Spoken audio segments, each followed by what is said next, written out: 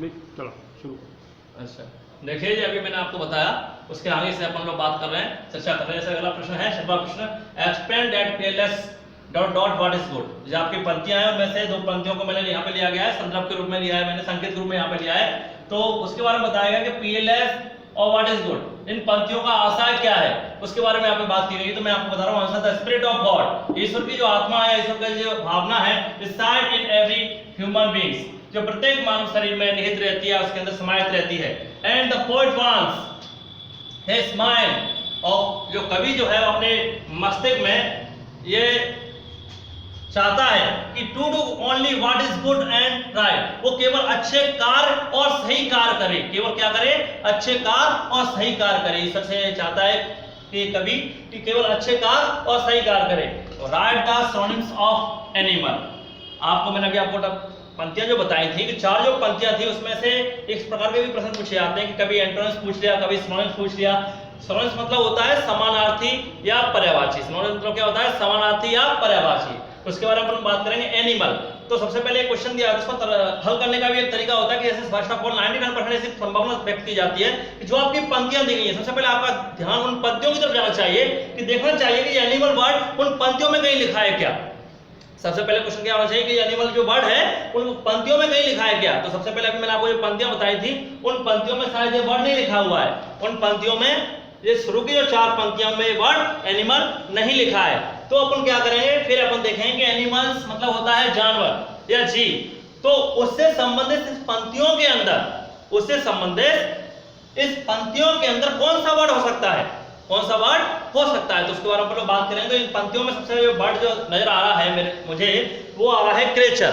क्या नजर आ रहा है, क्रेचर नजर आ रहा है। देखिए बेटा, क्रेचर नजर आ रहा है, इसमें से एस हटा दीजिए क्योंकि बहुत सारे जीवों के लिए हो जाएगा, यहाँ पे एस नहीं लगाया तो केवल आप एस को हटा दीजिए। तो क्रेचर वर्ड यहाँ पे उत्पन्न होता है, इसलिए मैंने यहाँ पे आपको आंसर क्या लिखा है, क्रेचर लिखा है। यानी क्रेचर माने भी क्या होता है, जीव होता है, जंतु होता है। तो right a similar word of brain. देखिए मैंने आपको बताना चाहूंगा कि चाहे तो आप सिनोनिम्स कहिए, चाहे आप सिमिलर वर्ड कहिए, चाहे आप सेम मीनिंग कहिए, सेम वर्ड कहिए, इन तीनों का ही अर्थ होता है समानार्थी या पर्यायवाची होता है। तो दूसरे बारे में अपन लोग बात करेंगे कि क्वेश्चन है कि जो ब्रेन मतलब होता है मस्तिष्क, मस्तिष्क का जो सिमिलर होता है समान शब्द कौन सा कहलाएगा, समान जो शब्द है वो कौन सा कहलाएगा। तो सबसे पहले वही मैंने आपको तरीका बताया, सबसे फर्स्ट ऑफ ऑल आपका जो दृष्टि जो है, जो आपकी नजर है, वो सबसे पहले उन पंक्तियों में जानी चाहिए। इन पंक्तियों में अपन देखेंगे कहीं पर भी आपका जो ब्रेन कहीं लिखा है क्या। तो सबसे पहले देखेंगे ब्रेन आपका जो वर्ड है वो इन चार पंक्तियों में नहीं लिखा है, इन चार पंक्तियों में जो ब्रेन वर्ड है वो नहीं लिखा है। तो ब्रेन माने मस्तिष्क होता है, तो आपको पता होना चाहिए कि उससे संबंधित कौन सा वर्ड होगा।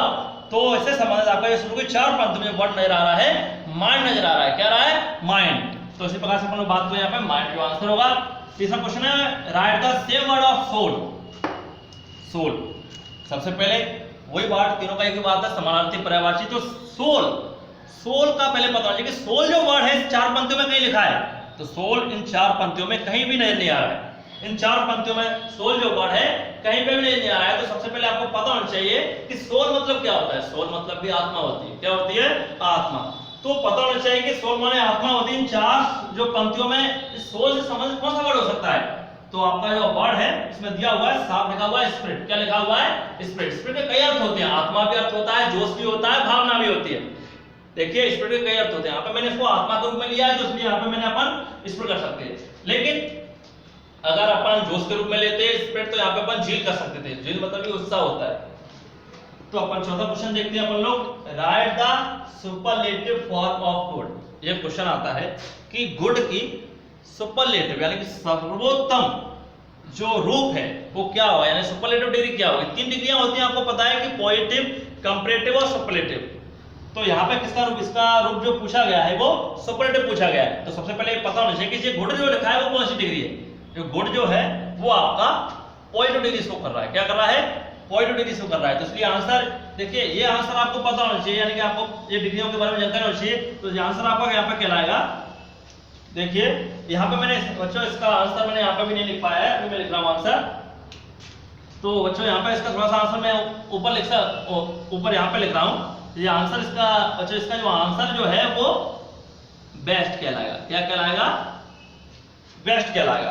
क्यों, गुड पॉजिटिव है, तीन डिग्रियां होती है। देखिए मैं आपको यहीं पे थोड़ा सा बताता हूं कि गुड बेटर, बेस्ट, यानी कि पॉजिटिव, कंपैरेटिव और सुपरलेटिव। इस प्रकार से ये डिग्रियां हैं, गुड, बेटर, बेस्ट, यानी अच्छा और सबसे अच्छा।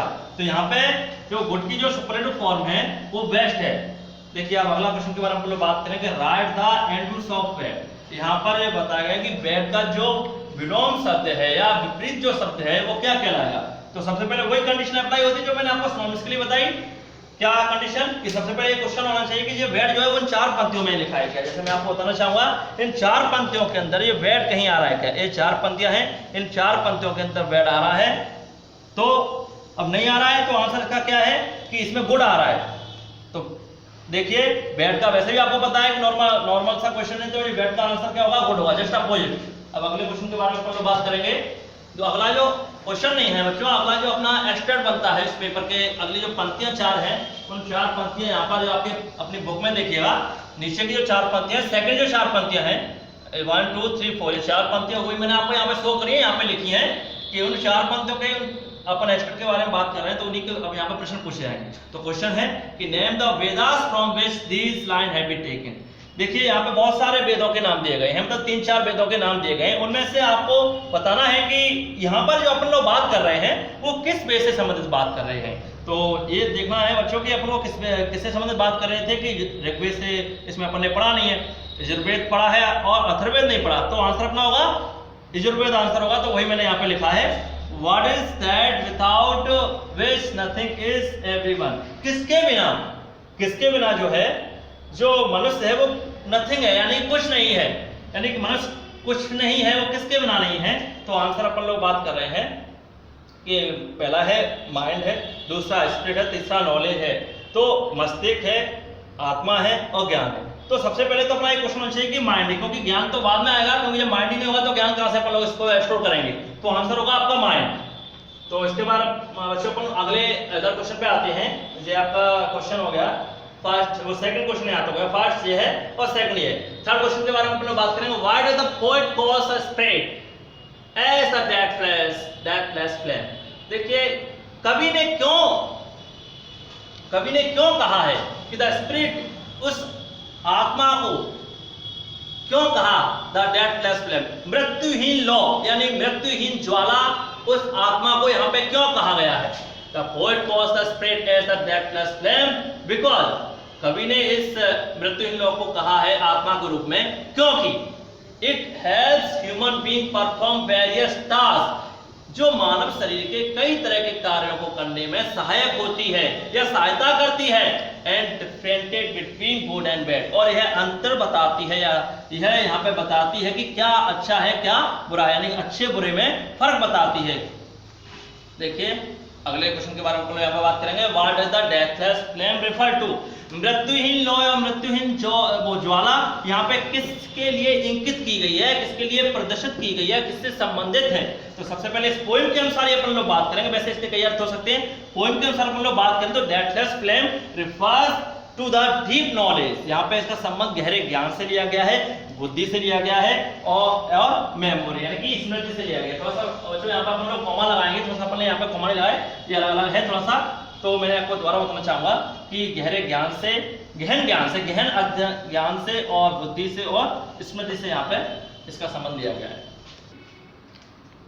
देखिए बच्चों यहाँ तक तो मैंने आपको बता दिया, तो मैंने आपको यहाँ पे समझाया है। फिर भी अगर किसी बच्चों को कोई परेशानी हो तो हम आपके लिए विद्यालय की तरफ से आपको नोट्स प्रोवाइड कराए जाएंगे, नोट्स आपको भेजे जाएंगे, जिससे कि आपको और अच्छी तरह से उसको पढ़ सकें, समझ सकें। फिर भी अगर किसी बच्चों को कोई परेशानी होती है तो वो पूछ सकता है, अपने जो भी उसमें कमेंट्स पर डाल सकता है।